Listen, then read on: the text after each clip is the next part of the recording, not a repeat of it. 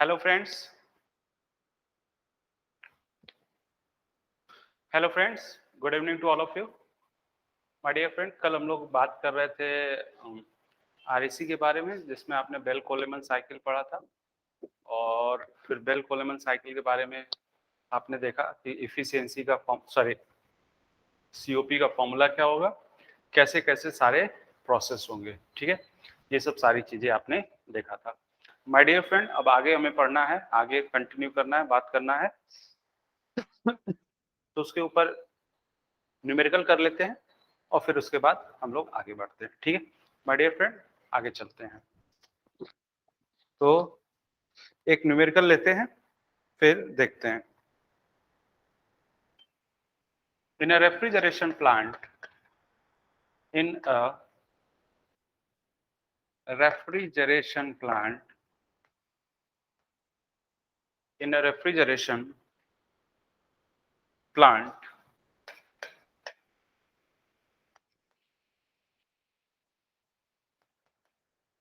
working on Bell Coleman, working on Bell Coleman cycle, working on Bell Coleman cycle, air is compressed to 5 bar. Air is compressed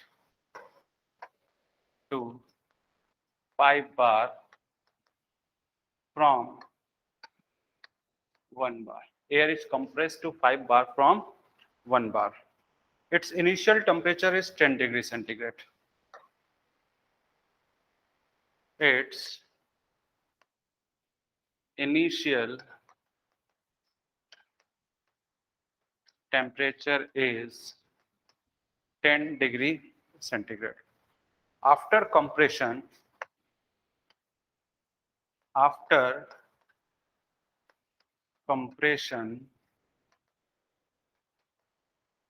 the air is compressed to, after compression the air is, after compression the air is cooled up to, the air is cooled up to 20 degrees centigrade in a cooler, before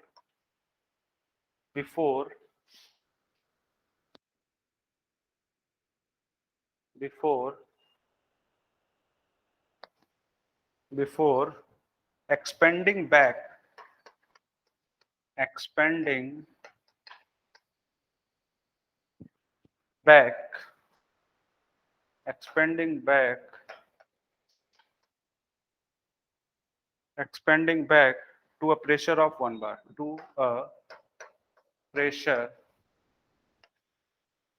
of 1 bar, expanding back to a pressure of 1 bar. ठीक है, find करना है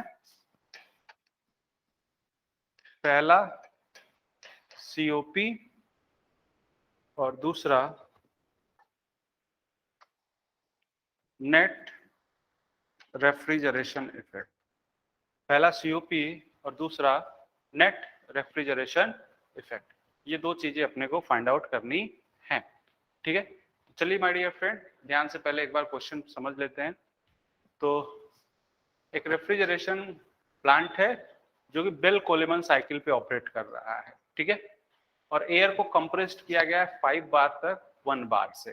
ठीक है, its initial temperature is 10 degree centigrade. After compression, air is cooled up to 20 degree centigrade. ठीक है, in a cooler before expanding back to a pressure of 1 bar. Find COP और दूसरा है net refrigeration effect. ठीक है, चलिए।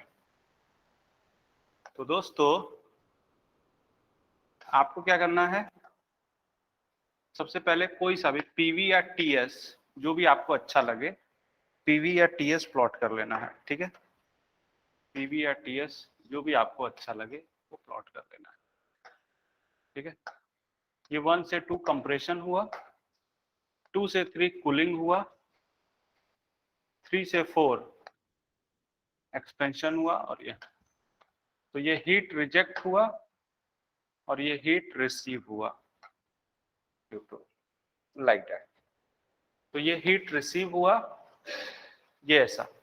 और आपको क्या क्या गिवन, क्या क्या है, आपको गिवन है आरपी यानी प्रेशर रेशियो। आरपी क्या है, 5 बार तक कंप्रेस किया गया है 1 बार से। तो आरपी आपके पास है जिसकी वैल्यू है 5। आपके पास T4 है जिसकी वैल्यू है 10 डिग्री सेंटीग्रेड यानी 283 केल्विन। और after compression the air is cooled up to 20 degree centigrade यानी कूल्ड अप टू, यानी T3 की वैल्यू जो है वो है आपके पास क्या, 20 डिग्री सेंटीग्रेड, यानी ये हो गया 293 केल्विन। अब आपको सीओपी और रेफ्रिजरेशन इफेक्ट पूछा गया है। तो सीओपी में तो कोई दिक्कत नहीं है, सीओपी आपके पास डायरेक्टली फॉर्मूला लगा के आप इसको फाइंड आउट कर सकते हैं, गामा -1 अपॉन गामा -1। ये आप डायरेक्टली फॉर्मूला लगा के कर सकते हैं। तो आरपी पता है, गामा पता है, सब पता है।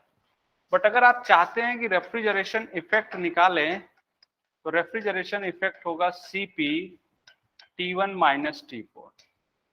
तो आपको पहले T1 निकालना होगा, आपको पहले T1 निकालना होगा, ठीक है ना।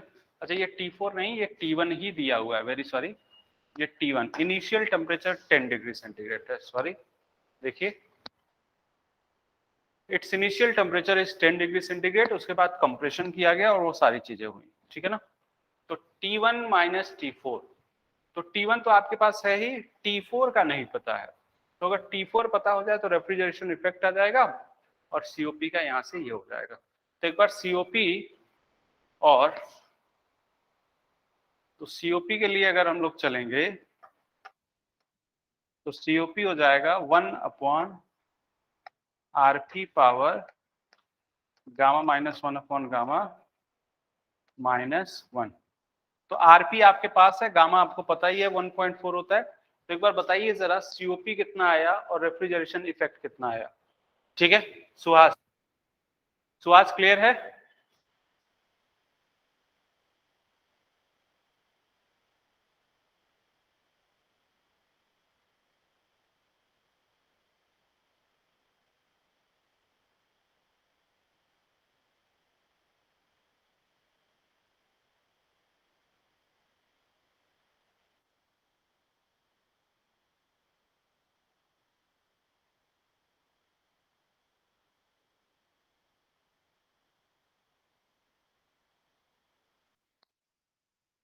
तो माय डियर फ्रेंड देखिए, आरपी की वैल्यू कितनी है, 5।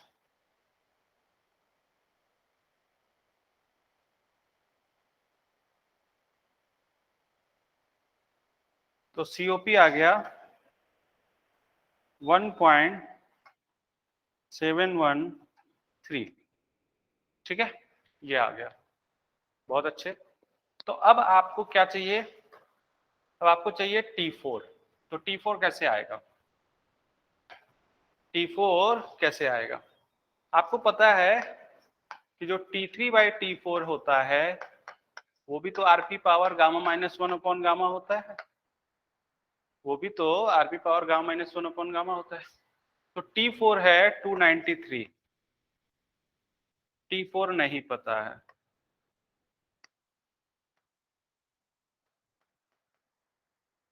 तो यहां से T4 आ जाएगा, यहां से T4 आ जाएगा।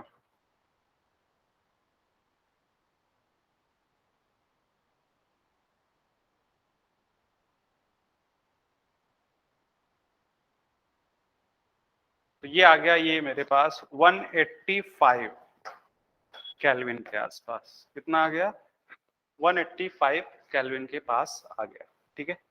तो अब रेफ्रिजरेशन इफेक्ट निकाल सकते हैं आप, T1 - T4, T1 है 10 यानी 283 और ये है 185, तो ये आ गया 98 और Cp की वैल्यू भी रख लेंगे, तो ये आ जाएगा 98.49 किलो जूल पर केजी। ये आपके पास इस तरह से हो जाएगा। ठीक है सुहास, क्लियर है? ठीक है सुहास, चलिए बहुत अच्छे।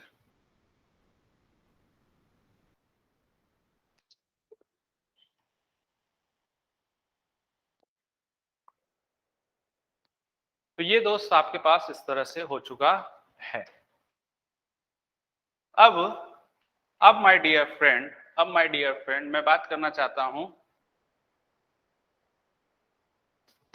एक बहुत ही इंपॉर्टेंट टॉपिक है, vapour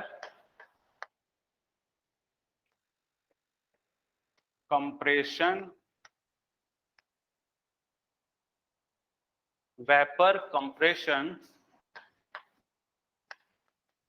refrigeration cycle. Vapour compression refrigeration cycle, जिसको आप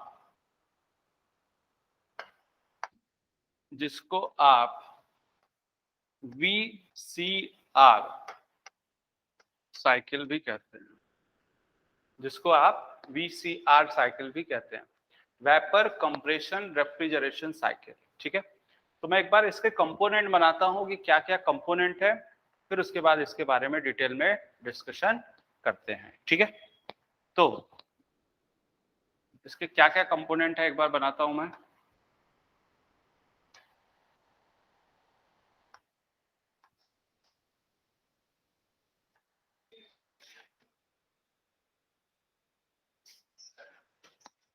ये आपके पास है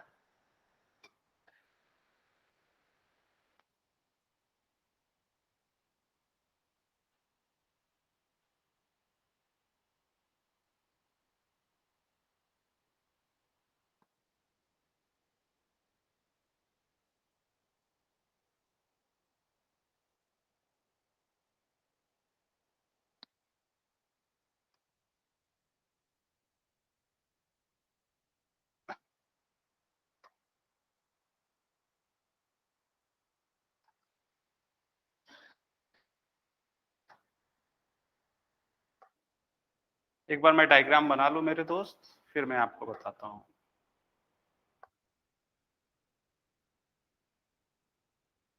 डियर फ्रेंड, ये है कंप्रेसर, ये कंप्रेसर का इनलेट है। 1 से 2 आपने कंप्रेशन किया, 1 से 2 आपने कंप्रेशन किया, और आफ्टर कंप्रेशन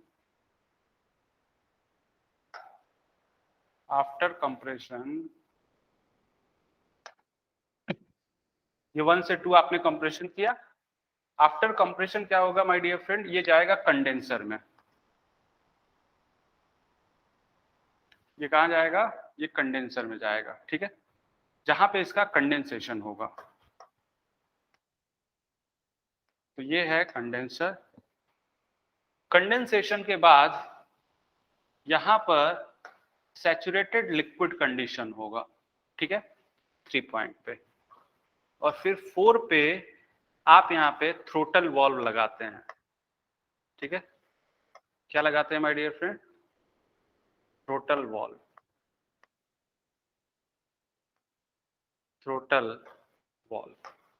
या थ्रोटल डिवाइस लगाते हैं। ठीक है, और फिर उसके बाद यहां पर आता है इवेपोरेटर।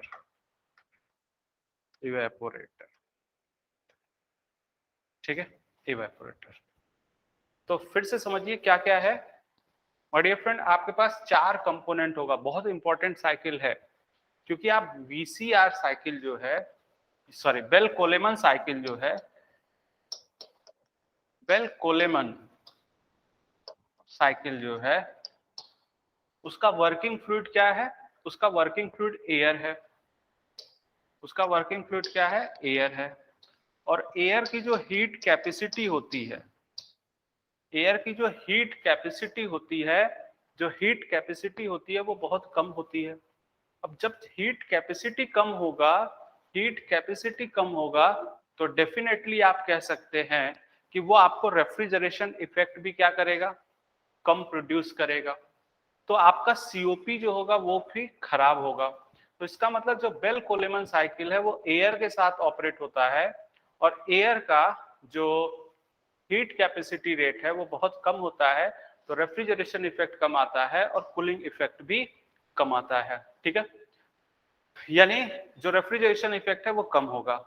जबकि यहाँ पे आप देख पाएंगे कि यहाँ पे इवेपोरेटर यूज करते हैं जो कि फेज चेंज करवाता है।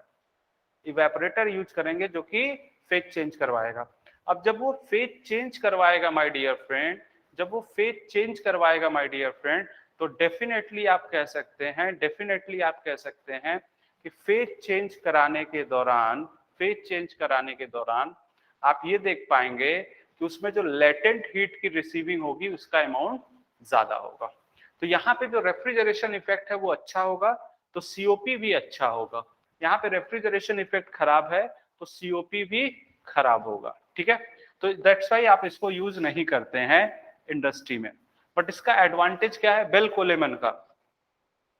बेल कोलेमन का एडवांटेज क्या है कि वर्किंग फ्लूइड एयर है तो वो लाइटर होगा, लाइटर होगा तो रोटेशनल स्पीड ज्यादा होगी, स्पीड ज्यादा होगी तो आप एयरक्राफ्ट वगैरह में आप उसको यूज कर सकते हैं क्योंकि ये लाइटर होगा। ठीक है, तो ये इसका एडवांटेज है बेल कोलेमन का। बट उसका सीओपी खराब होता है। अपने पास जो भी रेफ्रिजरेशन साइकिल है उसमें सबसे अच्छी जो सीओपी होती है वो वीसीआर साइकिल की होती है। ठीक है, तो कंप्रेस्ड किया, कंप्रेशन के बाद आपने कंडेंसेशन करवा दिया, कंडेंसेशन से लिक्विड आ गया 3 पॉइंट पे, फिर उसको थ्रोटलिंग करवा दिया। थ्रोटलिंग करवाने से उसका प्रेशर और टेम्परेचर जनरली क्या हो जाएगा, डिक्रीज हो जाएगा। तो जो 4 पॉइंट है उस पर लो प्रेशर और लो टेम्परेचर का आपके पास क्या होगा, रेफ्रिजरेंट होगा। और इवेपोरेटर में जब जाएगा तो अब ये क्या करेगा, यहां से हीट लेगा, यहां से हीट लेगा, इसमें ये हीट ऐसे लेगा, ये हीट ऐसे लेगा Q2, और यहां पे ये हीट ऐसे रिजेक्ट करेगा Q1। तो कंडेंसर में हीट रिजेक्ट होता है, इवेपोरेटर में हीट रिसीव होता है। ठीक है, ये आपके पास। अब मैं इसका टीएस बनाऊं तो आपको अपने आप क्लियर हो जाएगा सारी चीजें। ठीक है, तो अगर मैं इसका टीएस बनाऊं, मैं इसका टीएस बनाऊं, ठीक है, तो जो टीएस का प्लॉट होगा वो चूंकि फेज चेंज है तो फेज चेंज का प्लॉट होगा। ठीक है, अच्छा,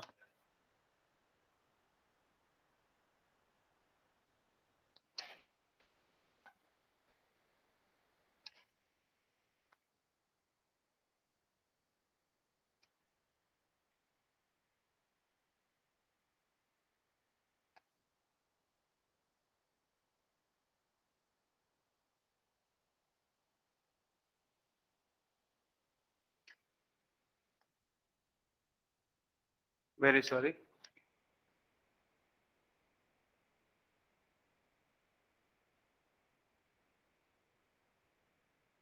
ये है 1 2 3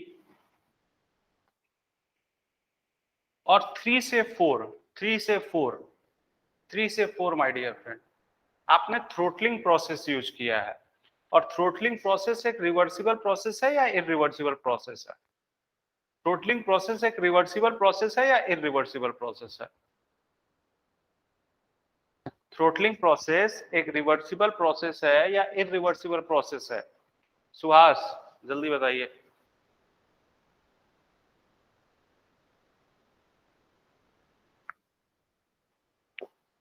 एक इरिवर्सिबल प्रोसेस है। और अगर ये इरिवर्सिबल प्रोसेस है तो इसमें जो एंट्रोपी होगी वो क्या होगी, बढ़ेगी। तो एंट्रोपी क्या होगी, बढ़ेगी। और चूंकि इरिवर्सिबल प्रोसेस है तो आपको डॉटेड से दिखाना है, आपको डॉटेड से दिखाना है। तो ये 3 to 4 एक इरिवर्सिबल प्रोसेस इस तरह से हो चुका है। ठीक है, और इसका पीएच प्लॉट भी होता है माय डियर फ्रेंड। क्या कौन सा प्लॉट होता है, पीएच का। तो यानी ये प्रेशर है और ये इंथैल्पी है। तो जो पीएच प्लॉट होता है वो कुछ ऐसा होता है, जो पीएच प्लॉट होता है वो कुछ ऐसा होता है। ठीक है, अब चलो देखो,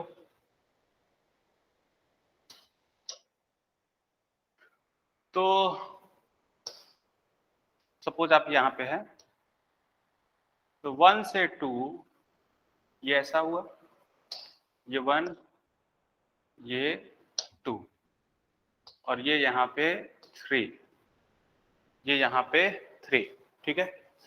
और 3 to 4 थ्रोटलिंग प्रोसेस है, तो थ्रोटलिंग प्रोसेस में इंथैल्पी कांस्टेंट रहती है। थ्रोटलिंग प्रोसेस को आइसेंथैल्पिक प्रोसेस भी कहा जाता है, क्योंकि इंथैल्पी क्या रहती है, कांस्टेंट रहती है। तो जब इंथैल्पी कांस्टेंट होगा तो 3 to 4 आपको ये ऐसे खींच लेना होगा, और ये फिर ऐसे होगा, ठीक है। तो ये आपके पास 3 to 4 हुआ। तो ये आपके पास 1 से 2, 2 से 3, 3 से 4 और 4 से 1। तो थ्रोटलिंग प्रोसेस आइसेंथैल्पिक प्रोसेस है, इंथैल्पी कांस्टेंट है, इस वजह से ये आपको देखने को ऐसा मिलेगा, ठीक है। अच्छा, अगर आप प्रोसेस 1 से 2 की बात करें, अगर आप प्रोसेस 1 से 2 की बात करें, तो प्रोसेस 1 से 2 क्या है, 1 से 2 है reversible adiabatic compression, reversible adiabatic compression. तो यहां पे जो कंप्रेशन के लिए वर्क चाहिए वो क्या हो जाएगा, H2 माइनस H1, ठीक है। और अगर प्रोसेस 2 to 3 देखा जाए, प्रोसेस 2 to 3 देखा जाए, तो ये हो जाएगा reversible heat rejection at constant pressure. कैसा हो जाएगा my dear friend, reversible heat rejection at constant pressure हो जाएगा, ठीक है। और अगर प्रोसेस 3 to 4 देखा जाए, तो ये आपका थ्रोटलिंग प्रोसेस है और ये एक आइसेंथैल्पिक प्रोसेस होगा। तो प्रोसेस 3 to 4 कैसा हो जाएगा माय डियर फ्रेंड, आइसेंथैल्पिक प्रोसेस हो जाएगा, आइसेंथैल्पिक प्रोसेस हो जाएगा। तो आइसेंथैल्पिक प्रोसेस में इंथैल्पी जो होगी वो कांस्टेंट होगी, यानी आप बोलेंगे साहब H3 और H4 बराबर हो जाएगा, H3 और H4 बराबर हो जाएगा, ठीक है ना। मैं यहीं पे लिख दूं, और प्रोसेस 4 to 1, प्रोसेस 4 to 1, जो 4 to 1 होगा माय डियर फ्रेंड वो इवेपोरेशन होगा। क्या होगा माय डियर फ्रेंड, इवेपोरेशन होगा। तो रिवर्सिबल हीट एडिशन होगा एट कांस्टेंट प्रेशर, और ये जो हीट एडिशन होगा जिसको आप Q2 बोलेंगे, ये होगा H1 माइनस H4, और यही वैल्यू आपकी क्या है my dear friend, refrigeration effect. क्या है my dear friend, refrigeration effect. तो बोलो कोई डाउट है, बोलो कोई डाउट है यहाँ पे, कोई डाउट, सुहास जल्दी बताइए।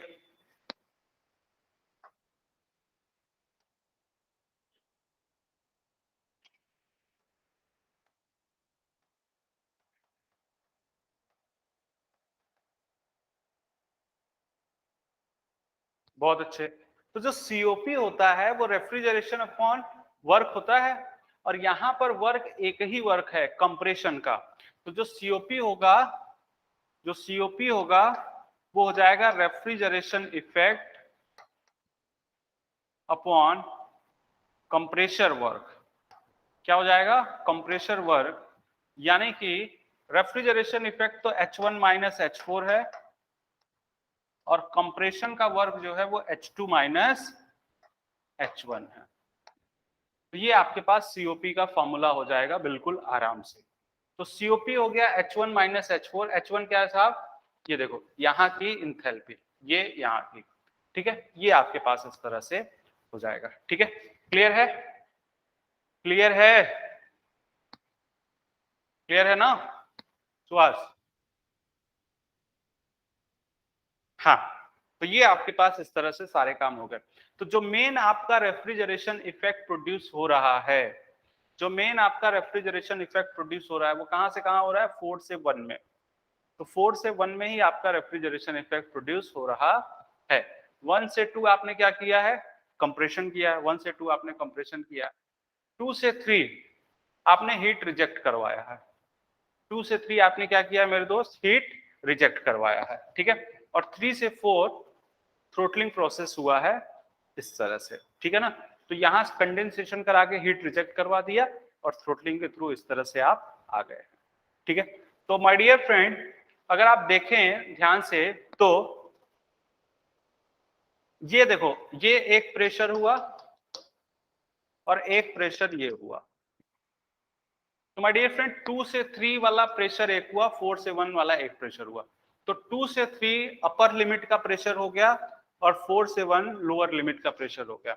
यानी वीसीआर साइकिल दो प्रेशर लिमिट के बीच में काम करता है।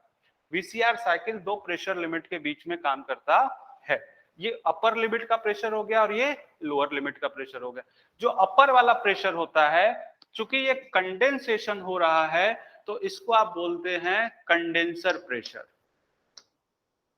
क्या बोलेंगे? Condenser pressure. और ये जो है वो क्या कहेंगे आप? इसको आप कहेंगे इवेपोरेटर प्रेशर।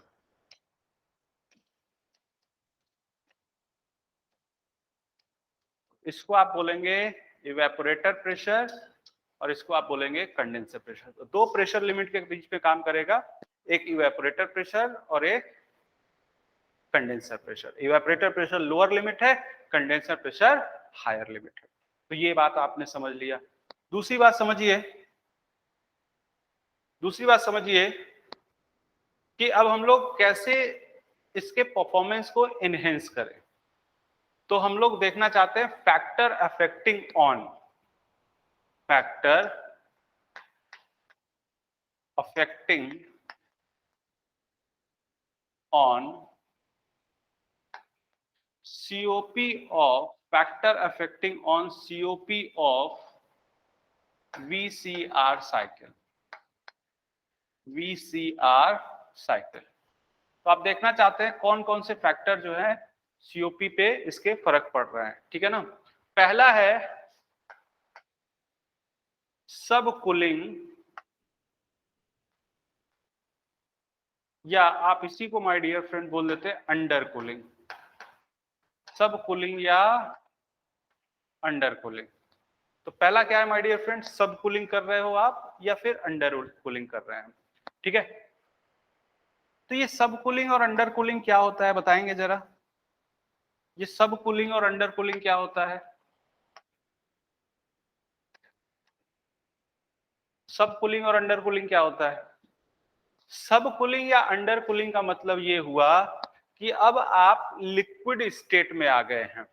यानी कंडेंसेशन जो कराया था आपने, कंडेंसेशन जो कराया था वो 3 तक नहीं कराएंगे, 3 से 3 डैश तक कराएंगे, 3 से 3 डैश तक कराएंगे। तो ये अगर आप इस रीजन में आ गए, इस रीजन में आ गए, तो ये जो रीजन होता है वो क्या होता है? अंडर कूलिंग का रीजन होता है या सब कूलिंग का रीजन होता है। ठीक है, तो ये अंडर कूलिंग का रीजन है या सब कूलिंग का रीजन है।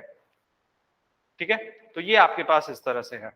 चलिए दोस्तों, आप देखना चाहते हैं कि क्या होगा, तो चलिए हम लोग पीएच का प्लॉट लेते हैं। किसका प्लॉट लेते हैं? पीएच का। ये जो पीएच का प्लॉट था इस तरह से, इसमें अब आप ऐसे करेंगे,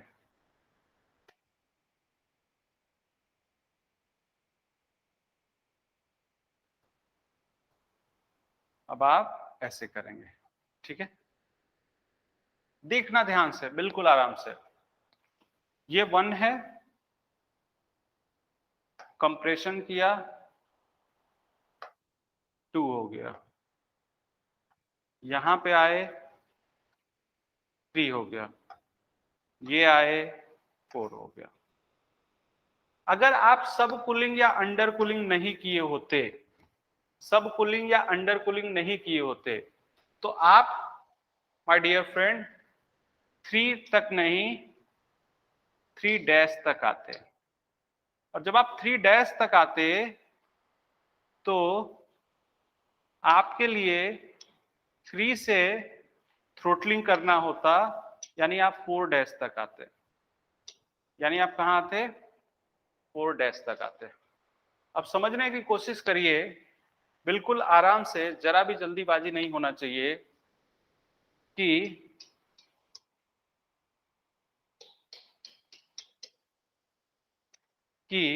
बिल्कुल आराम से माय डियर फ्रेंड, आपके पास 1 2 3 4 ये जो साइकिल है वो सब कूलिंग के साथ है। 1 2 3 4 ये साइकिल जो है वो सब कूलिंग के साथ है।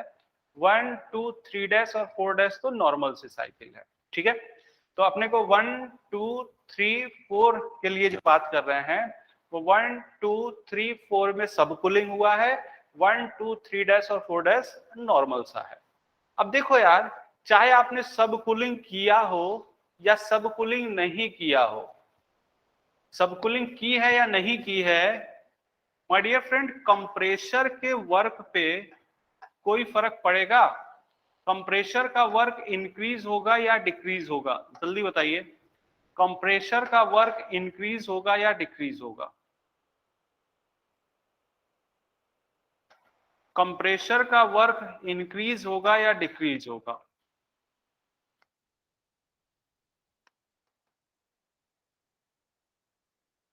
बोलिए सुहास, कंप्रेशर का वर्क पे क्या इफेक्ट आएगा?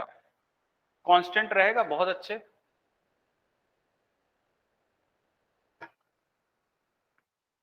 जो कंप्रेशर वर्क है उस पे कोई चेंज नहीं आया है, ठीक है। चलो अच्छा, अब देखना जरा,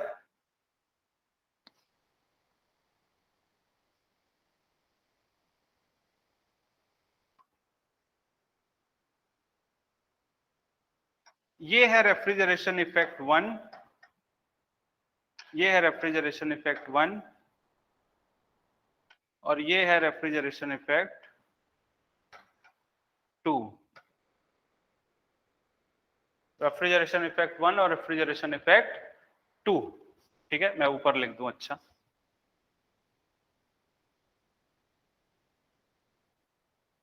ये है रेफ्रिजरेशन इफेक्ट 2। अच्छा ये बताइए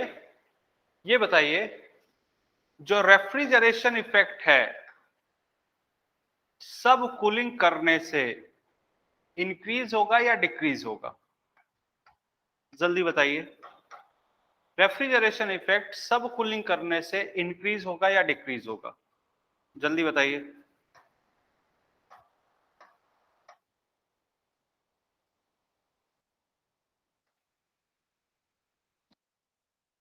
इंक्रीज होगा, ठीक है ना। अब आप देखिए, पहले अगर आपने बिना सब कूलिंग का काम किया तो आर ही 1 है, सब कूलिंग किया तो ये है। तो इसका मतलब ये हुआ कि रेफ्रिजरेशन इफेक्ट इंक्रीज हो जाएगा। और अगर रेफ्रिजरेशन इफेक्ट इंक्रीज हो गया तो सीओपी भी क्या होगा? इंक्रीज हो जाएगा। तो यानी दोस्तों, अगर आप किसी वीसीआर साइकिल में सब कूलिंग या अंडर कूलिंग कर रहे हैं तो उससे आप देख पाएंगे कि जो आपके वीसीआर साइकिल की सीओपी है वो पहले से इंक्रीज हो जाएगी, वो पहले से इंक्रीज हो जाएगी। तो सीओपी जो है माय डियर फ्रेंड वो क्या हो चुका है? वो इंक्रीज हो चुका है। तो ये आपके पास पहला फैक्टर आपने देखा, ठीक है। दूसरा, पहला फैक्टर क्लियर है सुहास? पहला फैक्टर क्लियर है?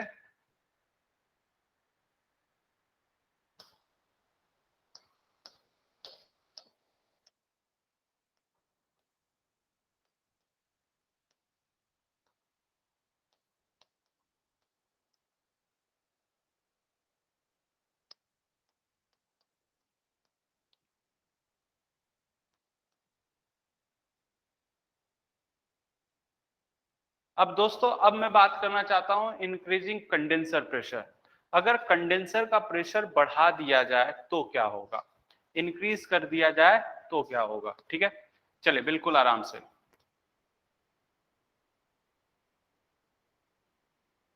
आपके पास पीएच का प्लॉट है, पीएच का प्लॉट है,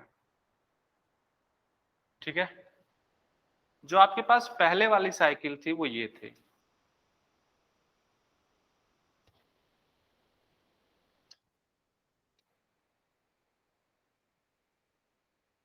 चलो यहीं तक मान लेते हैं।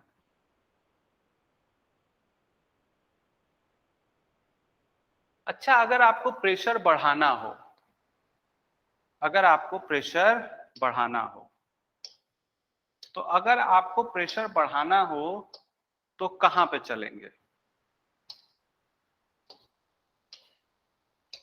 प्रेशर अगर आपको बढ़ाना है तो आप कहां पर चलेंगे, कहां पर चलेंगे मतलब कौन से डिवाइस पे चलेंगे।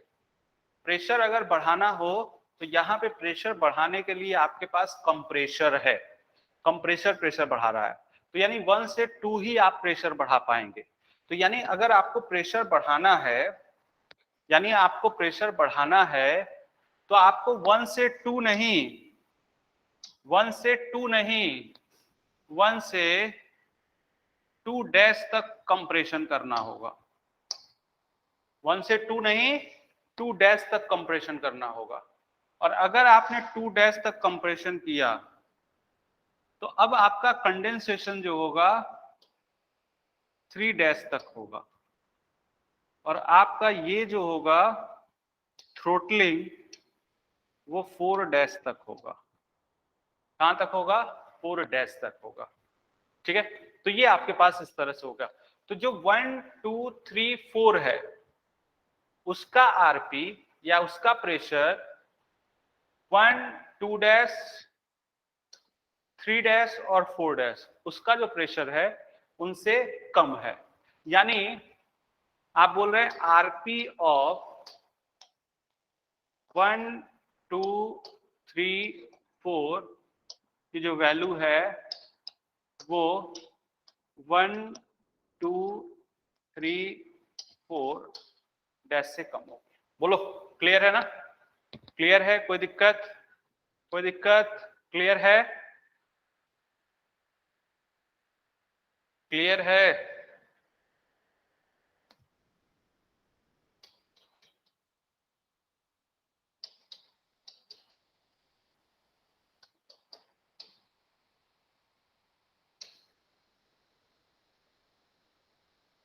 चलो अच्छा, बहुत अच्छे। तो 1 2 2 डैश, पहले पहले यहां से लेके यहां तक का जो इंथैल्पी का चेंज था वो था कंप्रेसर का वर्क। अब यहां से लेके यहां तक का जो इंथैल्पी का चेंज है वो है कंप्रेसर का वर्क। तो my dear friend, my dear friend, जो कंप्रेसर वर्क है, जो कंप्रेसर का वर्क है, अगर कंडेंसर का प्रेशर बढ़ाएंगे तो इंक्रीज या डिक्रीज, इंक्रीज या डिक्रीज, इंक्रीज या डिक्रीज,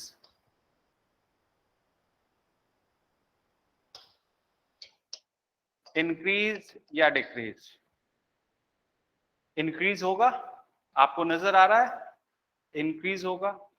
अच्छा देखो आप यहां पे पहले जो है यहां से लेके यहां तक, सॉरी, पहले जो है यहां से लेके यहां तक रेफ्रिजरेशन इफेक्ट हुआ करता था। पहले जब आपने 1 2 3 4 वाला लिया था तो ये रेफ्रिजरेशन। अब 1 2, अब आप करेंगे तो 1 से 4 डैश के बीच में रेफ्रिजरेशन इफेक्ट होगा। तो रेफ्रिजरेशन इफेक्ट के साथ क्या हो रहा है, रेफ्रिजरेशन इफेक्ट के साथ क्या होगा बताइए जरा, तो बताइए जरा क्या हो रहा है रेफ्रिजरेशन इफेक्ट के साथ।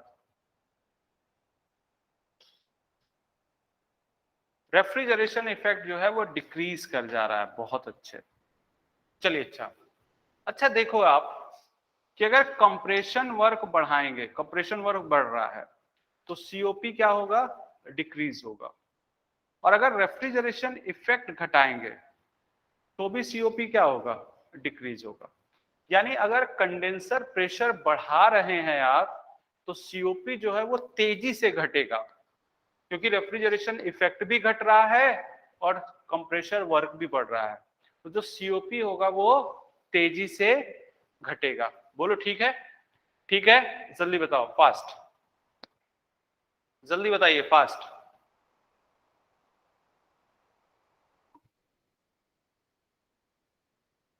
तो जैसे आपने कंडेंसर प्रेशर का किया ना, वैसे इवेपोरेटर के प्रेशर का भी देख लेते हैं, ठीक है।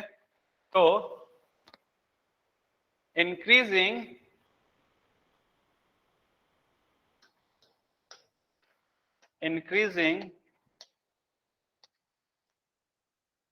evaporator increasing evaporator pressure,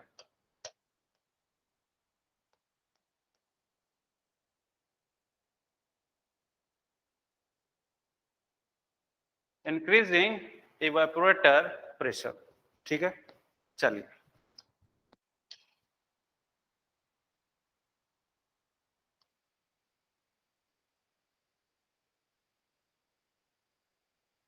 तो ये आपके पास अगेन पीएच का प्लॉट है,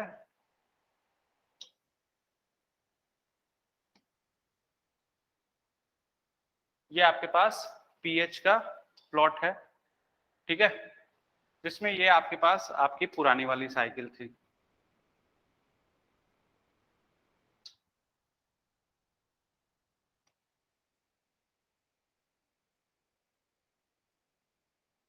ये 1, ये 2, ये 3 और ये 4, ये पुराने वाली साइकिल थी। अच्छा, अगर आपने इवेपोरेटर प्रेशर बढ़ाया है तो यानी माय डियर फ्रेंड, जो आप यहां से प्रेशर डिक्रीज करा रहे थे वो अब यहीं तक कराएंगे, वो अब यहीं तक कराएंगे। और अगर ये आप यहीं तक कराएंगे, ये अब यहीं तक कराएंगे तो ये यहां तक आएगा, ये यहां तक आएगा। और अगर ये यहां तक आया तो ये यहां पे ऐसे जाएगा, ठीक है, ये यहां पर ऐसे जाएगा। तो माय डियर फ्रेंड, ये आपका 1 डैश है, ये आपका 2 डैश है, 3 है और ये 4 डैश। अब दोस्तों ध्यान से समझिए, ध्यान से समझिए, अगर मैं बात करूं पहले कंप्रेशर वर्क ये था और अब ये पहले वाला कंप्रेशर वर्क था WC1, अब ये कंप्रेशर वर्क है, ठीक है। 2, पहले रेफ्रिजरेशन इफेक्ट ये था, पहले ये रेफ्रिजरेशन इफेक्ट था, ठीक है। और अब यहां से लेके यहां तक रेफ्रिजरेशन इफेक्ट है।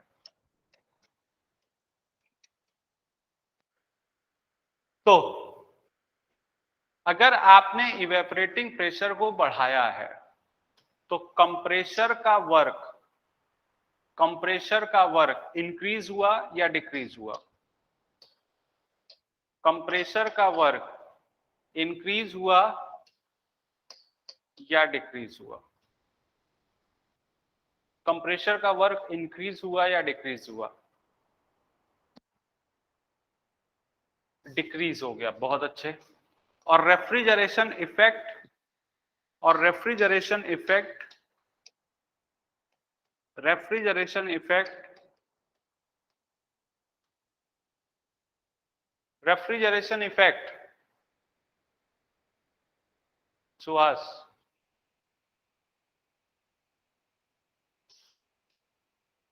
रेफ्रिजरेशन इफेक्ट क्या होगा? वो तो इंक्रीज होगा, पहले ये था अब ये हो गया, तो रेफ्रिजरेशन इफेक्ट क्या हो गया? तो अगर आप ऐसा कर रहे हैं तो कंप्रेसर वर्क घट रहा है जिससे सीओपी बढ़ेगा, और रेफ्रिजरेशन इफेक्ट बढ़ रहा है जिससे सीओपी बढ़ेगा।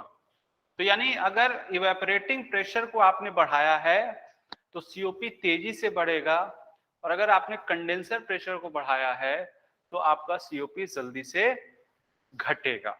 ठीक है, तो ये तीन फैक्टर हैं आपके पास जिसको समझना है। पहला सबकूलिंग, दूसरा इवेपोरेटर प्रेशर, और तीसरा कंडेंसर प्रेशर। तो ये इस तरह से आपके पास हैं। ठीक है, होपफुली यहां तक सारी बातें क्लियर हो गई होंगी। यहां तक सारी बातें क्लियर हैं? यहां तक सारी बातें क्लियर हैं? चलिए, बहुत अच्छे। तो अब दोस्तों आपको इसके ऊपर कुछ न्यूमेरिकल्स करने हैं। अब आपको इसके ऊपर कुछ न्यूमेरिकल्स करने हैं। ठीक है, चलिए कुछ न्यूमेरिकल्स करते हैं। मुझे 1 मिनट दीजिए, फिर मैं न्यूमेरिकल्स करते हैं।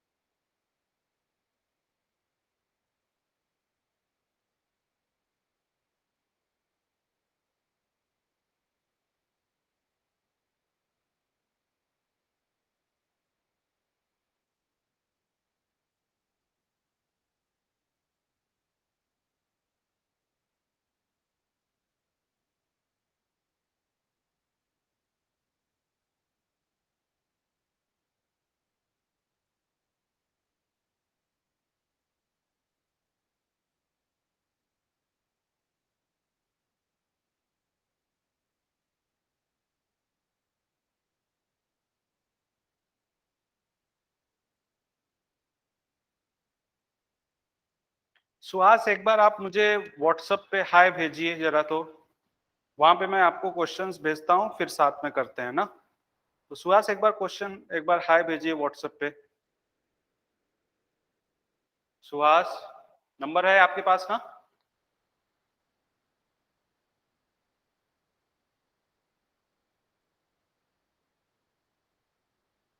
Okay, wait a second.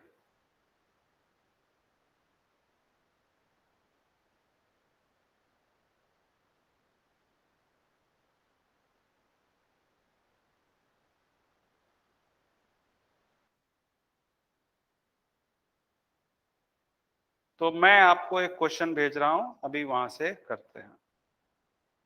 ठीक है ना?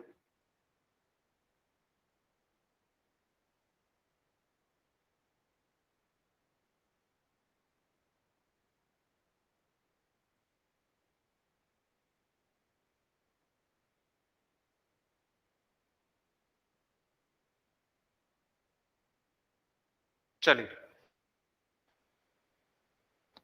तो क्वेश्चन आराम से देखिए, क्या है क्वेश्चन, क्या कह रहा है, एक बार समझने की कोशिश करिए, फिर मैं ट्राई करता हूं।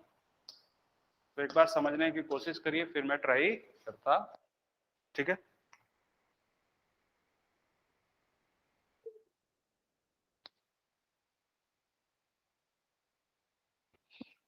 तेजस का नंबर है यार सुहास, तेजस का नंबर है आपके पास, तो उनको भी व्हाट्सअप कर दीजिए आप।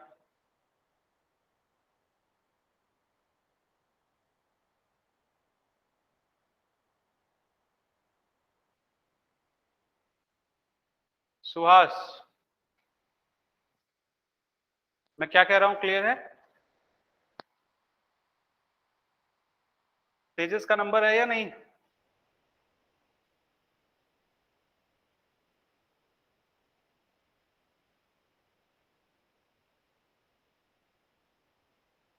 Okay, very good. तो तेजस, आपके पास भी एक क्वेश्चन आया होगा, दोनों लोग ट्राई करिए जरा तो क्वेश्चंस को। ठीक है, चलिए, बहुत अच्छा।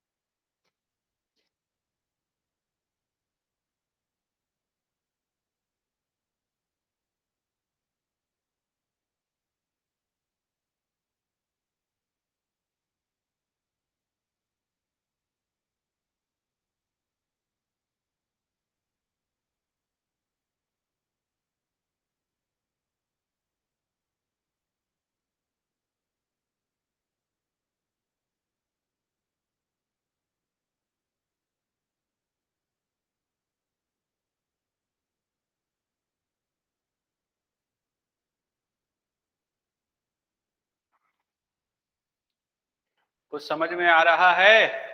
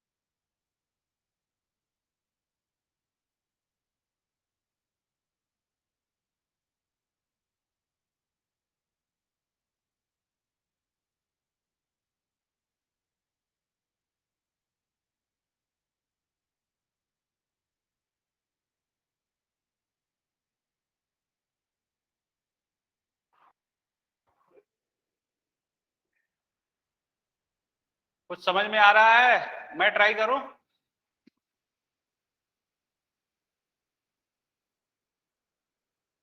क्या कह रहे हैं, मैं ट्राई करूं?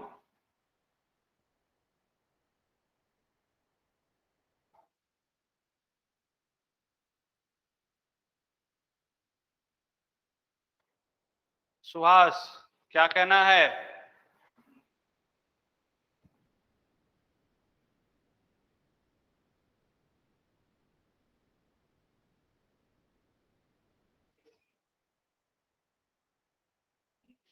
चलो चलो, अच्छा मैं ट्राई कर रहा हूं, ठीक है, ध्यान दीजिए। तो आपके पास एक वीसीआर साइकिल है जिसमें R12 as a refrigerant use किया गया है। Liquid evaporate in the evaporator at -15 degree centigrade, ठीक है। तो अगर हम लोग टीएस का प्लॉट करें, तो इसका प्लॉट करें, टीएस का, टीएस का अगर प्लॉट करें, तो मैं थोड़ा और नीचे कर लूं।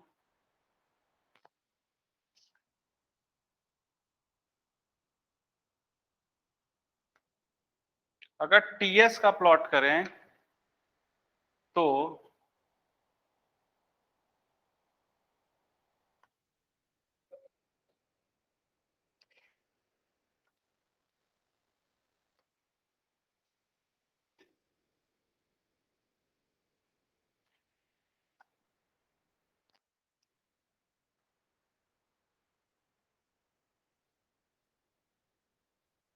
वन, टू, थ्री, ठीक है जी। तो यहां का जो टेम्परेचर है वो जो है वो है -15 डिग्री सेंटीग्रेड, -15 डिग्री सेंटीग्रेड, ठीक है।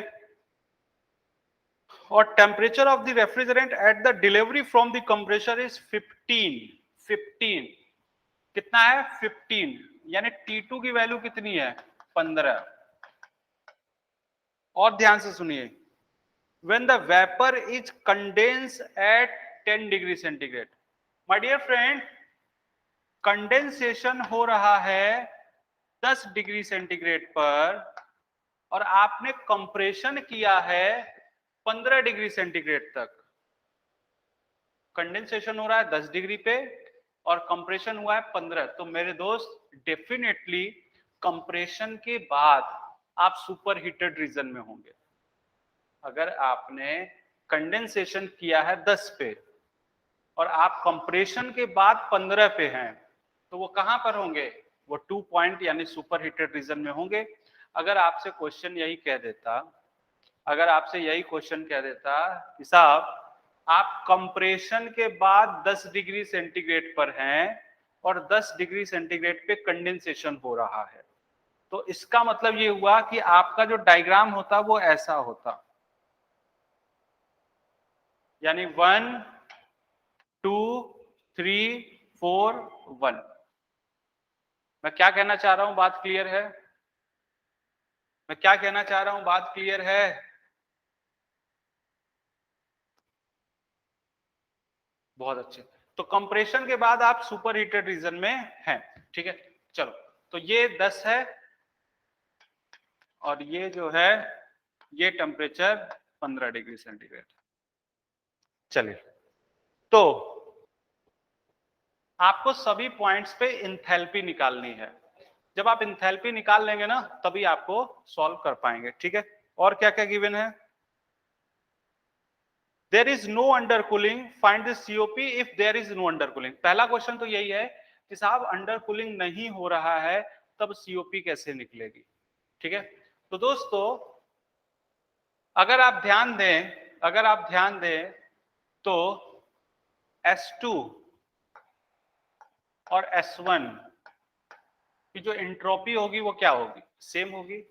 S1 और S2 की एंट्रोपी क्या होगी? सेम होगी, ठीक है। और S1 और S2 की एंट्रोपी अगर सेम है तो S2 की एंट्रोपी सुपर हीटेड रीजन में है, सुपर हीटेड रीजन में है तो उसकी जो एंट्रोपी होगी वो होगी Sg प्लस Cp वेपर का natural log T2 upon T saturation, ये S2 की वैल्यू होगी।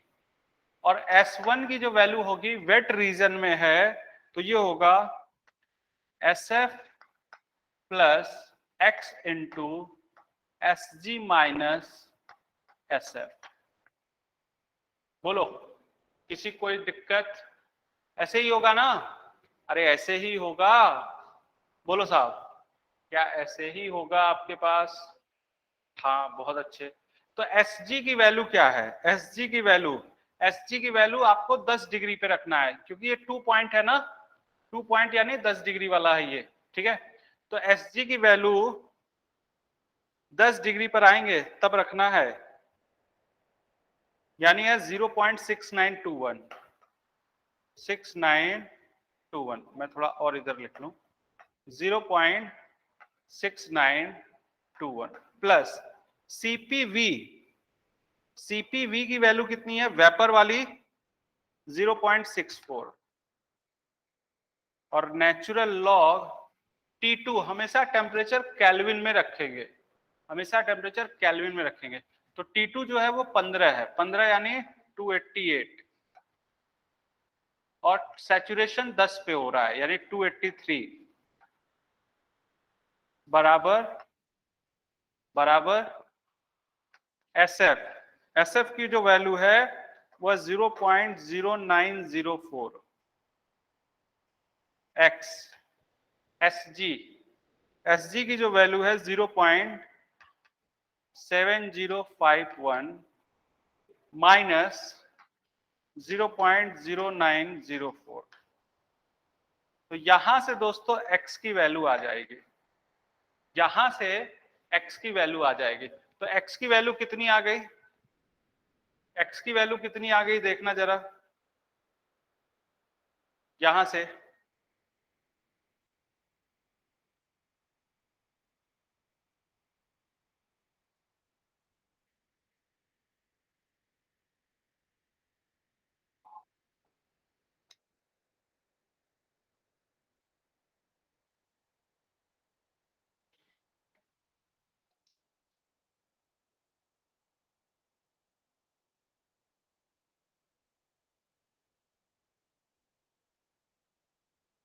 तो x की वैल्यू आ गई 0.997, यानी आप इसको 1 ही मान लो, आप इसको क्या मान लो?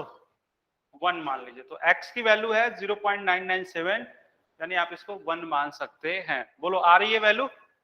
वैल्यू आ रही है? वैल्यू आ रही है?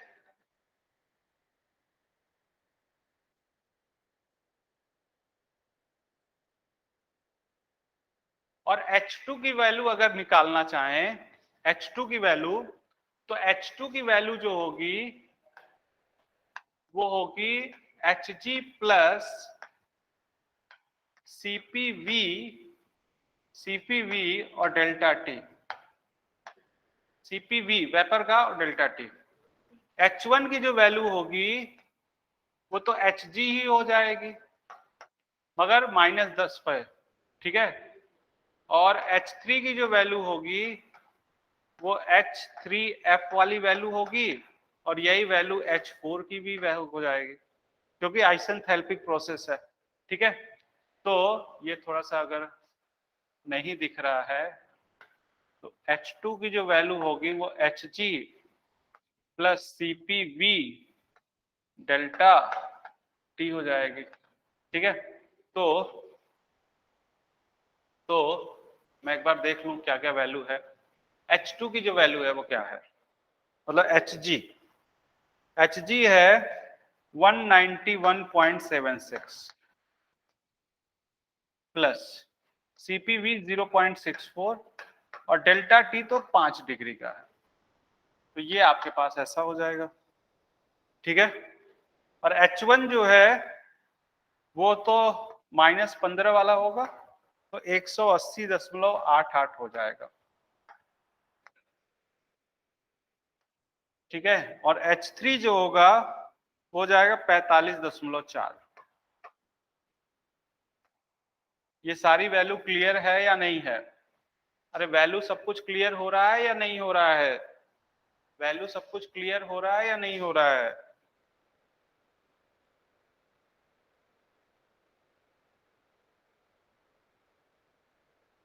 तो ये आ गया 194.96 किलो जूल पर केजी। हाँ, बहुत अच्छे तेजस। तो अब आपको सीओपी चाहिए। तो सीओपी क्या होता है? Refrigeration effect. और रेफ्रिजरेशन इफेक्ट क्या होता है? H1 minus H4। ठीक है। और क्या होता है? H G, sorry, compressor work. Compressor work होता है H2 माइनस H1। तो H2 माइनस H1, तो यहां से सीओपी आ जाएगा। चलो करो जरा।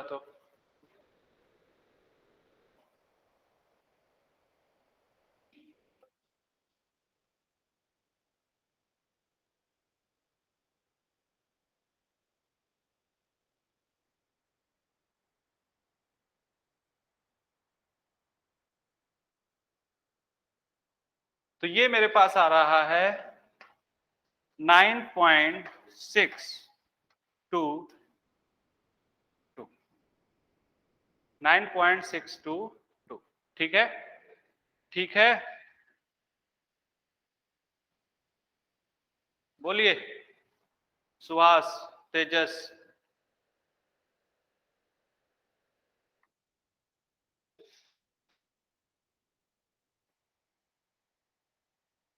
चलिए बहुत अच्छे। अब अगर आपसे पूछा जाए इसी का दूसरा पार्ट कि अरे यार सबकूलिंग हो रहा है, सबकूलिंग हो रहा है, तो सबकूलिंग होगा तो फिर क्या करेंगे? तो सीओपी कितनी आनी चाहिए? अच्छा, सीओपी इससे ज्यादा ही आनी चाहिए, क्योंकि आपने देखा था कि सबकूलिंग के दौरान सीओपी इससे ज्यादा आती है। तो एक बार मुझे बताइए सबकूलिंग करके सीओपी कितना आ रहा है? जल्दी फास्ट, सबकूलिंग करके सीओपी कितना आ रहा है?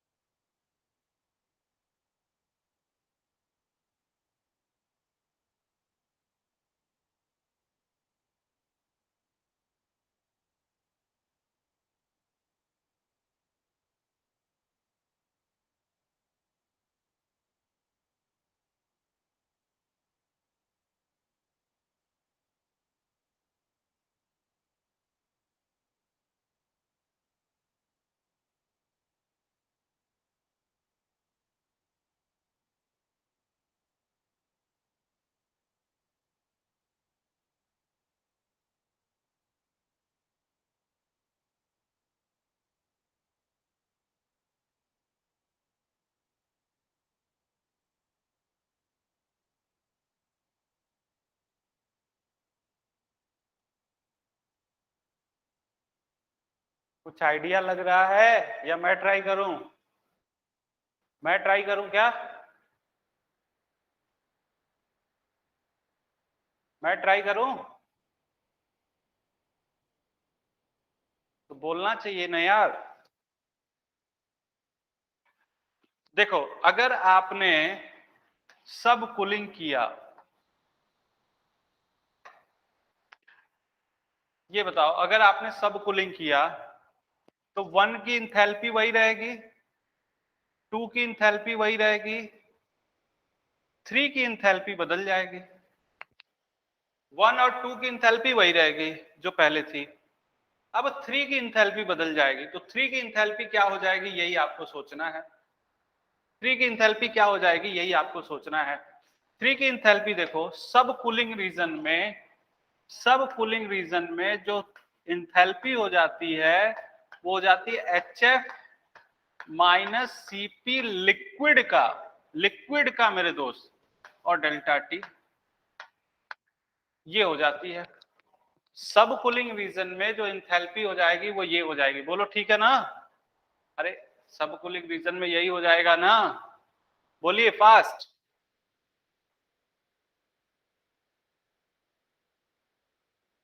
अरे बोलो भाई।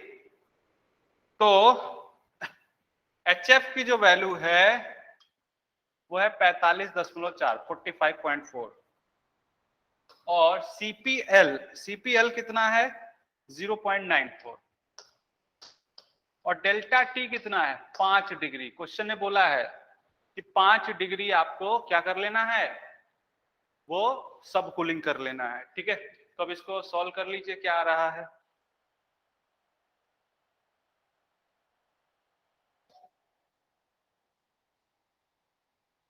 तो ये आ गया 40.7 किलो जूल पर केजी, और यही वैल्यू H3 की जो वैल्यू है वही तो H4 होता है। H3 की जो वैल्यू है वही तो H4 होता है। तो COP जो हो जाएगा वो H1 माइनस H4 और H2 माइनस H1 होगा, जिसमें से H1 H2 वही पुराना वाला लेना है और H4 ये नया वाला ले लेना है। ठीक है, तो H1 180.88 माइनस 40.7 और 96 माइनस H1 180.88, तो ये मेरे पास आ गया 9.95 9.956। तो सबसे पहली बात कि उससे ज्यादा आना चाहिए, और ये इस तरह से हो चुका है। बोलो ठीक है? बोलो ठीक है?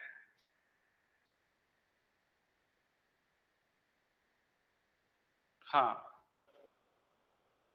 चलिए, बहुत अच्छे बहुत अच्छे। तो ये आपके पास इस तरह से हो चुका है। अब दोस्तों, अब आपको पढ़ना है vapour absorption.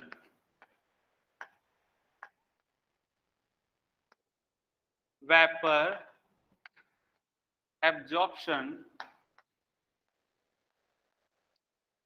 Refrigeration cycle.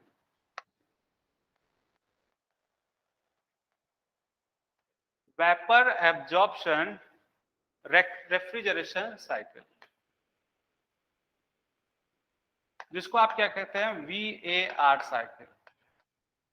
My dear friend, ये मैं आपको एक सिंपल सा एक ऐसा क्वेश्चंस करा दिया हूं, बट आप देख पाएंगे ना? आप गेट के क्वेश्चंस देखना, आपको ऐसे भी क्वेश्चन आएगा। गेट के क्वेश्चंस देखना, आपको ऐसे भी क्वेश्चन आएगा कि कंप्रेसर के इनलेट पर इंथैल्पी 100 किलो जूल पर केजी है, कंप्रेसर के आउटलेट पर इंथैल्पी 150 किलो जूल पर केजी है। ठीक है, और कंडेंसर के आउटलेट पर इंथैल्पी कुछ भी दे दिया जाए, मान लिया जाए कि यहाँ पे आउटलेट पर इंथैल्पी मान लेते हैं, क्या मान लिया जाए, मान लेते हैं यहाँ पे 20 किलो जूल पर केजी है, ठीक है, ऐसा 20 किलो जूल पर केजी है, इसको चाहो तो 120 ही मानो, ठीक है। अब सीओपी बताओ, तो रेफ्रिजरेशन जो यहाँ की सीओपी इंथैल्पी होगी वही यहाँ की इंथैल्पी होगी, क्योंकि थ्रोटलिंग प्रोसेस है। तो यहां से कितना इंथैल्पी का रेफ्रिजरेशन इफेक्ट मिला, 80, और कंप्रेसर का वर्क कितना हुआ, 20, तो ये हो गया 4। तो ऐसे भी क्वेश्चन आते हैं कि आपको केवल पॉइंट पॉइंट पे इंथैल्पी देकर आपसे क्वेश्चन पूछ ले, ठीक है। मैं तो वो वाला करा दिया जिससे आपको मतलब उससे कठिन क्वेश्चन आपको नहीं आएगा, आएगा तो वैसा ही आएगा, ठीक है। समझ गए मेरी बात, समझ गए मेरी बात, जल्दी से बता दो यार, ठीक है ना।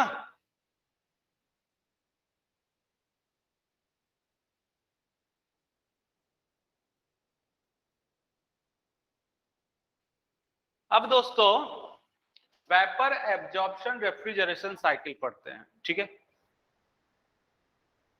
तो एक बार वेपर कंप्रेशन रेफ्रिजरेशन साइकिल के बारे में बात करते हैं, ठीक है ना। तो ये आपके पास था थ्रोटलिंग, थ्रोटल वॉल्व, ये आपके पास थ्रोटल वॉल्व था, ये आपके पास कंडेंसर था,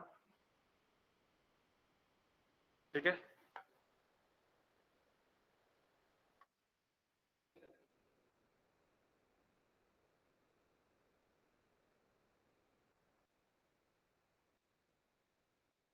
ये आपके पास इवेपोरेटर था,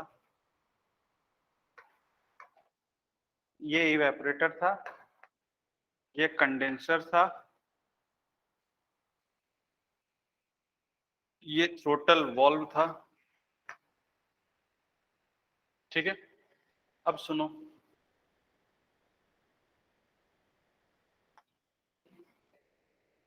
बिल्कुल आराम से, यहां पे आपने कंप्रेसर लगाया था,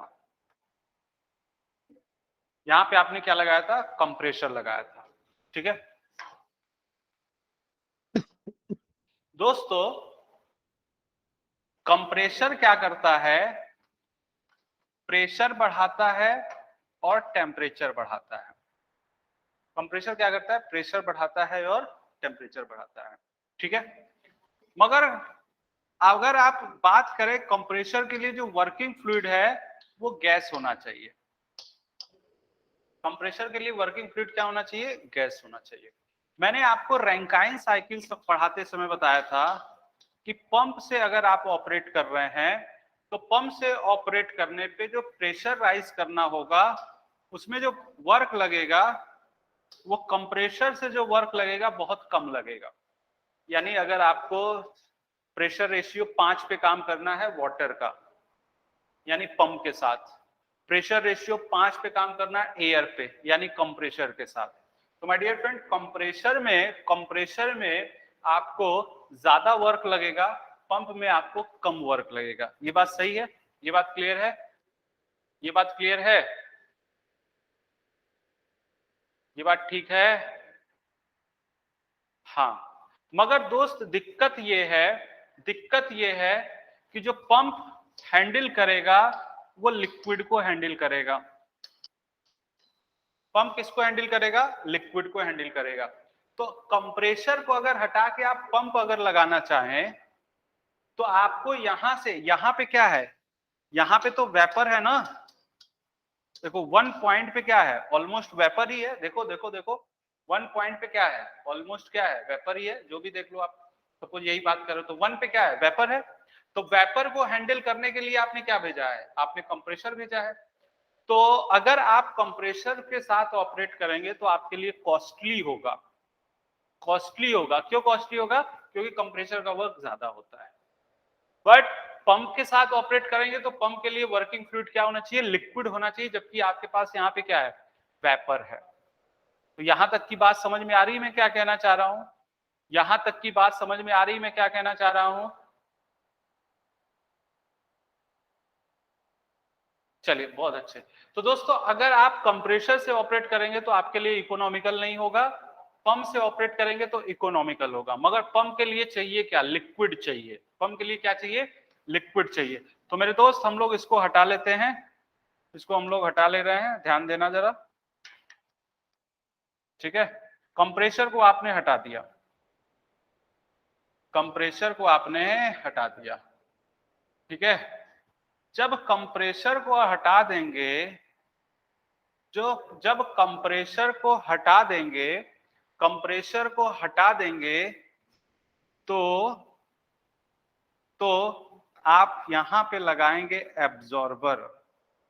क्या लगाएंगे माय डियर फ्रेंड? एब्जॉर्बर, ठीक है। एब्जॉर्बर में जनरली आप रखते क्या हैं? वाटर रखते हैं, ठीक है। और एब्जॉर्बर एक्चुअली देखो, ये हम लोग इस बार ammonia as a vapour use करेंगे। क्या यूज करेंगे? Ammonia as a vapour.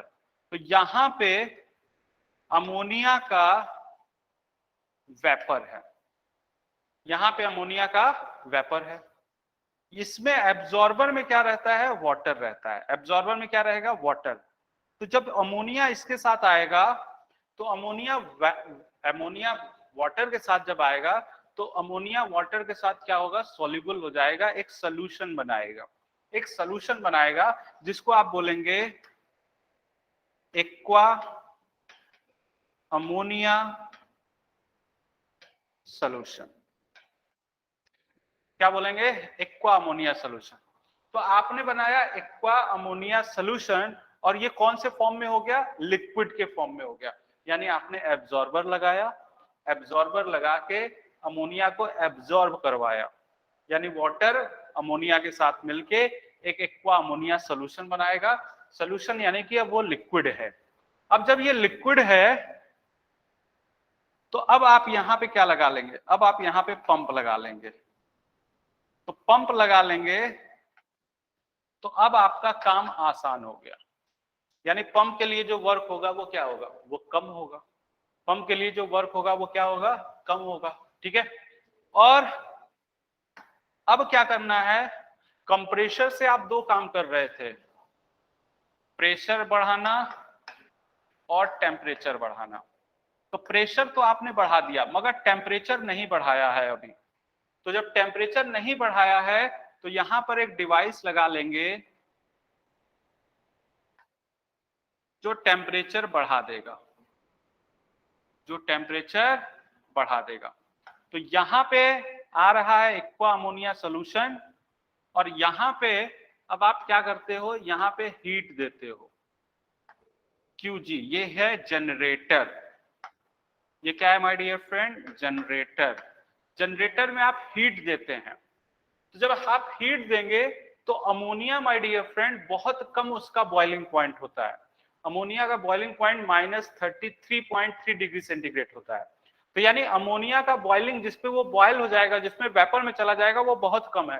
तो अमोनिया फटाफट, जो एक्वा अमोनिया सोल्यूशन चल रहा है उसको हीट देंगे तो अमोनिया फटाफट वेपर में आ जाएगा, सॉरी लिक्विड में आ जाएगा।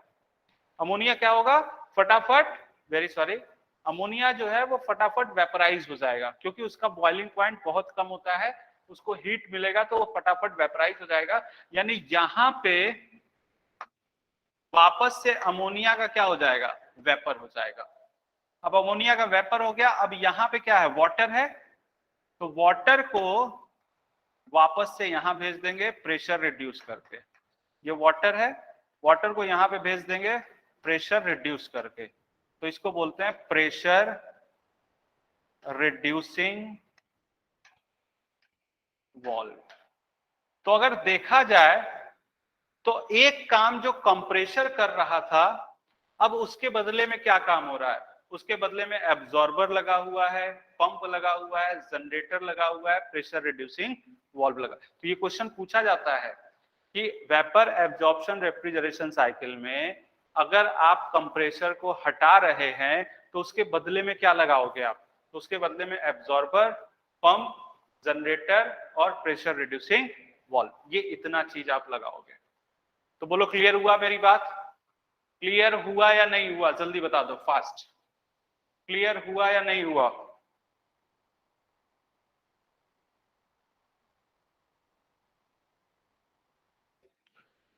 बहुत अच्छे, बहुत अच्छे, बहुत अच्छे। तो क्लियर हो चुका है, ठीक है। चलिए, बहुत अच्छी बात है। अब इसका फायदा ये हुआ कि अब कंप्रेसर के बदले में आपको पंप यूज करना पड़ रहा है। तो इसका फायदा ये हुआ, इसके फीचर्स ये हो गए, या इसके की पॉइंट्स अगर लिखना चाहें तो की पॉइंट्स ये हो गए, की पॉइंट्स ये हो गए। सबसे पहला कि कॉस्ट जो है वो कम हो गया, कॉस्ट जो है वो कम हो गया, ठीक है। दूसरा कि लोड बहुत ज्यादा ये वेरी नहीं कर पाता। मतलब लोड मतलब refrigeration effect is not so high, बहुत ज्यादा नहीं होता है, ठीक है ना। जिसकी वजह से सीओपी जो होगा वो खराब हो जाएगा, सीओपी जो होगा वो खराब हो जाएगा। मगर सबसे बड़ा एडवांटेज ये है ना कि आपको जो हीट देना पड़ रहा है वो कहां देना पड़ रहा है? जनरेटर में। और जनरेटर में आप सोलर एनर्जी का भी यूज कर पाएंगे। तो ये जो होगा my dear friend, solar energy को भी यूज करता है। सोलर एनर्जी भी क्या करते हैं? यूज किया जाता है। तो आपने पंप को यूज किया, जिससे आपका जो वर्क इनपुट है वो कम हो जाएगा, आपको बहुत ज्यादा इनपुट नहीं करना होगा, कॉस्ट कम हो जाएगा, रेफ्रिजरेशन इफेक्ट बहुत ज्यादा नहीं होता है, सीओपी कम हो जाएगा, और सोलर एनर्जी को भी यूज कर सकते हैं। तो ये इसके कुछ की पॉइंट्स है, इसके कुछ की पॉइंट्स है, ठीक है। तो ये आपके पास हो गया वेपर एब्जॉर्प्शन रेफ्रिजरेशन साइकिल।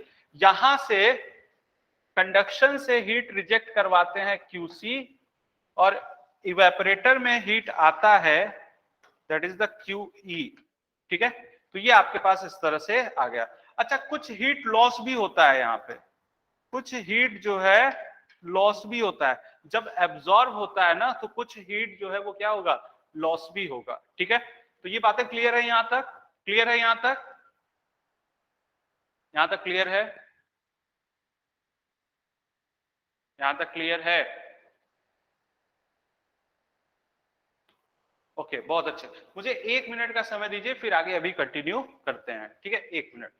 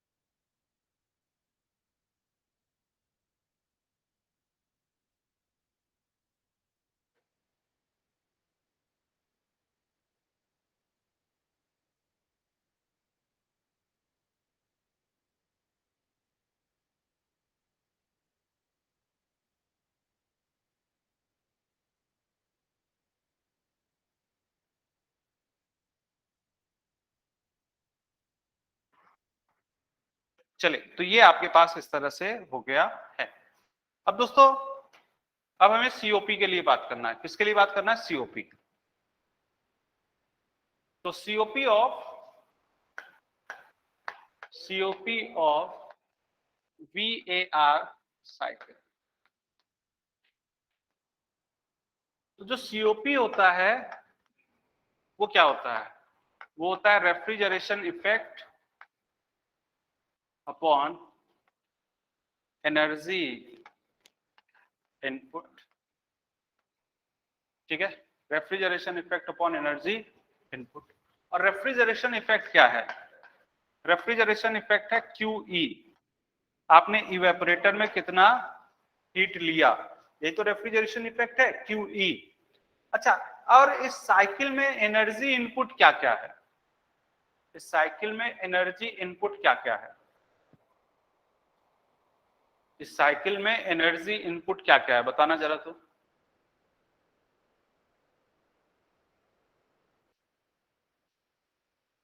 इस साइकिल में एनर्जी इनपुट क्या क्या है? बिल्कुल आराम से।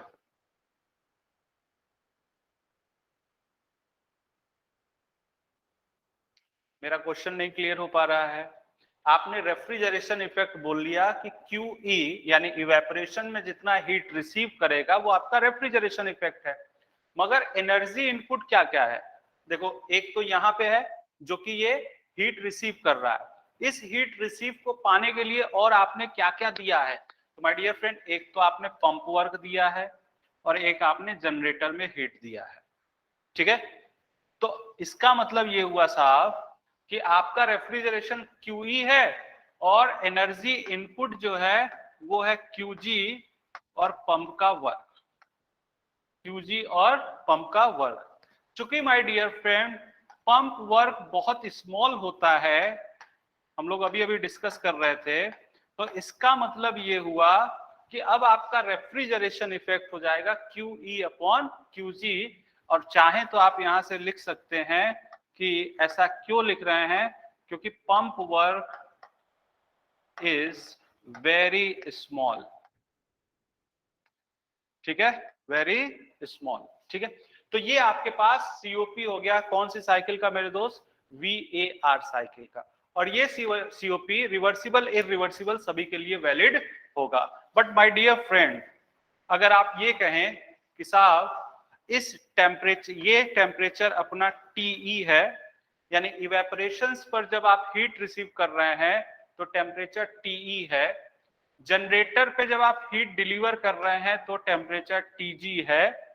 और कंडेंसर में जो आप हीट रिजेक्ट करवा रहे हैं तो टेम्परेचर TC है, यानी इन्वायरमेंट का टेम्परेचर है। तो माय डियर फ्रेंड, आप क्या कह सकते हैं कि जो सीओपी होगा वो, मैं डायरेक्टली लिख रहा हूं, TE upon TC minus TE और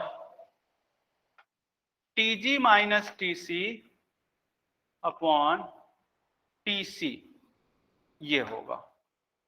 तो my dear friend, this is the COP of VAR cycle and theoretical COP है, यानी ये मैक्सिमम COP होगा। This is the theoretical COP किसका? VAR साइकिल का। यानी ये मैक्सिमम हो चुका है। ये क्या हो चुका है my dear friend? Maximum COP of VAR cycle हो चुका है। तो माय डियर फ्रेंड, ये आपके पास इस तरह से हो चुका है, जिसमें आप देख पा रहे हैं कि VCR और VAR। तो अगर आपसे पूछा जाए दोस्त कौन सा साइकिल अच्छा है, कौन सा साइकिल अच्छा है, तो हमारा जवाब होगा सर VCR साइकिल अच्छा है। कौन सा साइकिल अच्छा है? VCR साइकिल अच्छा है। बट अगर आपसे पूछा जाए कि अरे यार ये बताओ कि कौन सा साइकिल इकोनॉमिकल है, तो वो कौन सा साइकिल होगा माय डियर फ्रेंड? वो VAR साइकिल होगा। ठीक है, तो VAR साइकिल इकोनॉमिकल है, बट ये इस तरह से। तो क्लियर है? क्लियर है? क्लियर है दोस्तों?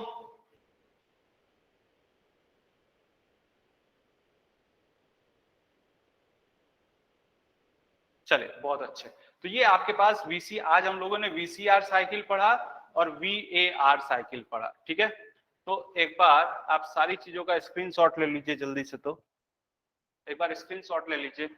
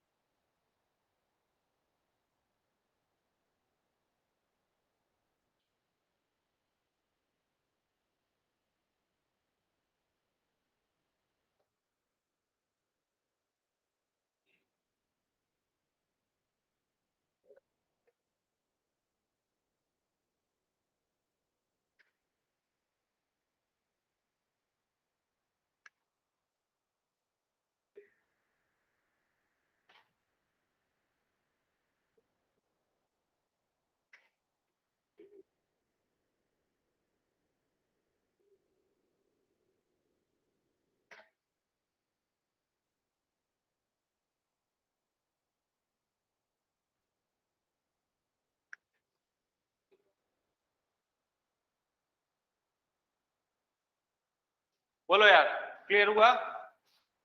हो गया स्क्रीनशॉट? स्क्रीनशॉट हो चुका है?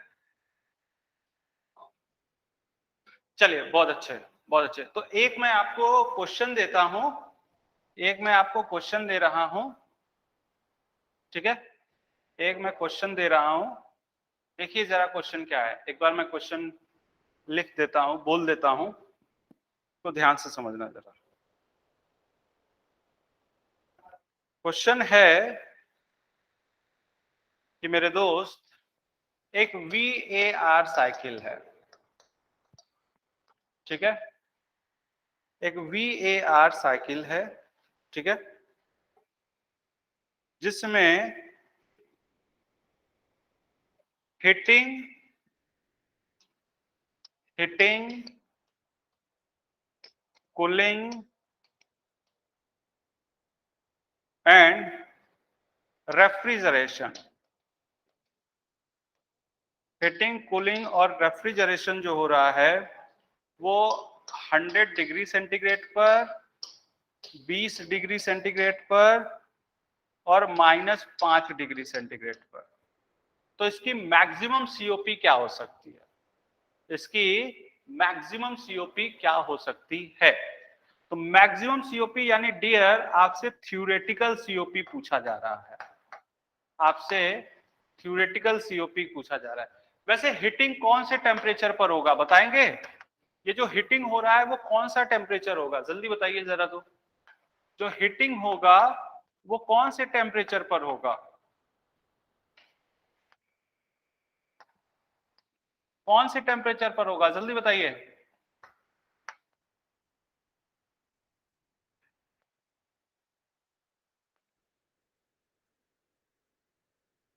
हिटिंग जो होगा वो कौन सा टेम्परेचर बोलेंगे? अरे हिटिंग तो जनरेटर का टेम्परेचर होगा ना, कूलिंग तो कंडेंसर का टेम्परेचर होगा ना, और रेफ्रिजरेशन तो इवेपोरेशन का टेम्परेचर होगा ना। अरे बोलो भाई, यस या नो? हाँ, तो हीटिंग यानी जनरेटर का टेम्परेचर, कूलिंग यानी आप कंडेंसेशन करा रहे हैं 20, और रेफ्रिजरेशन यानी -5 जहां पे आप इवेपोरेशन करा रहे हैं। बस इसको सॉल्व कर लीजिए। टीई -5 को केल्विन में रखेंगे 268, TC minus TE, TC minus TE कितना हो गया 25, TG minus TC, TG minus TC यानी 80, और टीसी यानी 20 यानी 293। अब यहां से सॉल्व कर लीजिए इसको, देखिए क्या आ रहा है, देखिए क्या आ रहा है।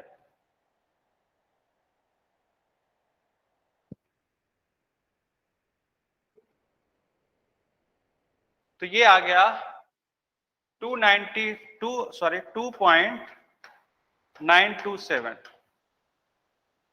ठीक है। हाँ बहुत अच्छे माय डियर फ्रेंड, ये आपके पास इस तरह से हो चुका है, ठीक है। तो दोस्तों आज इतना ही करते हैं, ये अपना वीक यहीं पे कंप्लीट हुआ। जैसा कि मैंने आपको सिलेबस बताया था उसमें माय डियर फ्रेंड अब आपका रेफ्रिजरेंट और आपका साइकोमेट्री, ये 2 पॉइंट बचा है। तो उन दोनों पॉइंट पे हम लोग नेक्स्ट वीक में डिस्कशन कर लेंगे। तो आज इतना ही करते हैं, बाकी हम लोग कल डिस्कशन करेंगे। तो thank you very much, good night आप लोग को। कल मतलब नेक्स्ट वीक जब भी आपका शेड्यूल होता है उस दिन मिलेंगे, ठीक है। थैंक यू दोस्तों।